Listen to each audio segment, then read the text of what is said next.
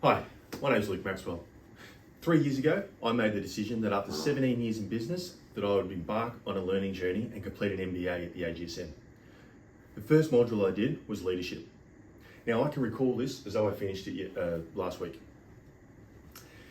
It exposed some areas of my leadership game that I was really weak in.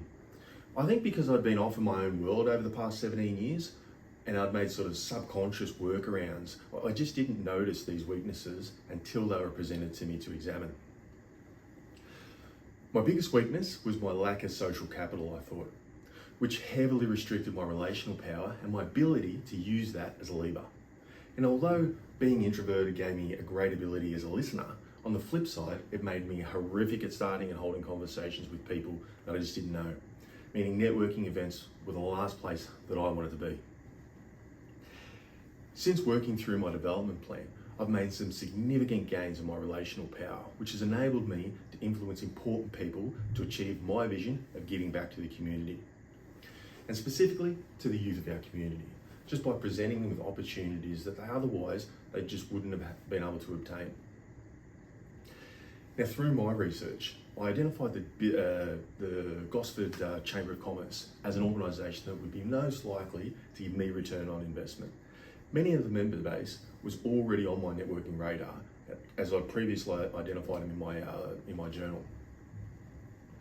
During a recent networking event that I'd attended there, I was well prepared. I had some conversations started ready, and right from the beginning, I was able to work the room, moving comfortably from person to person.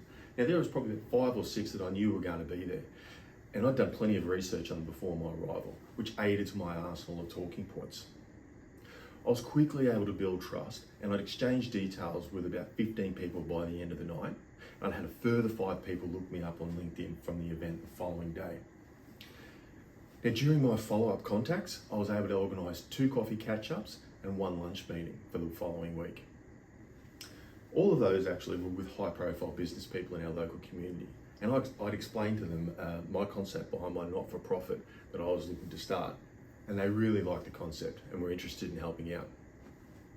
Now, with their support, I was able to get a meeting with a local business magnate, John Singleton. It was my intention to have John promote Give a Kid a Chance at no cost, and also to see if he would allow us to host events using his venue, the Railway Hotel in Gosford. To do this, I created an influence strategy maximising my relational power, making inspirational appeals based on John's connection with the local community. Now, John was impressed with my passion for helping the youth of the local community, and he also trusted my ability to achieve success, and the success I was looking for, because of the endorsements I obtained from other prominent business people. Some of them were also John's friends. So from that example, you can see that how prominent the changes have been in my leadership journey.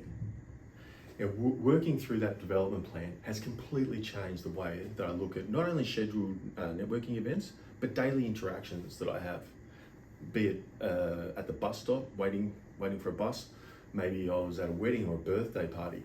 Every interaction is a possible addition to my network.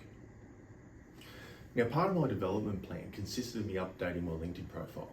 I used the strategies outlined in AGSM LinkedIn Create Your Online Brand webinar, including a professional headshot, and updating my bio to attract the sort of network that I was looking for, by positioning myself about where I am today, not where I was back then, and I became much more active.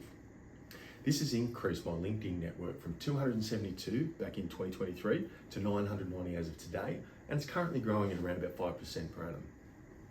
Having achieved the skills required to network, along with some structured networking calendar and network journal, I've made hundreds of new connections with some very influential people. The advancements that I've made as far as becoming somewhat of an orator have also been substantial.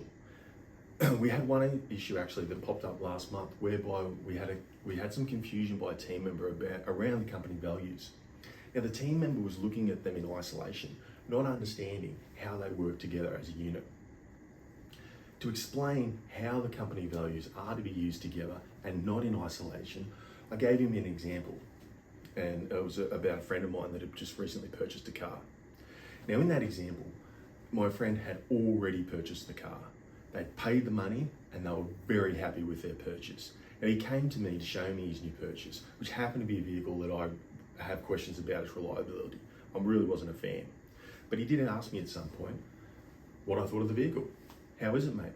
Now, if I was using honesty as my sole moral guide, I would have told him that I thought it was crap, because that's what I thought.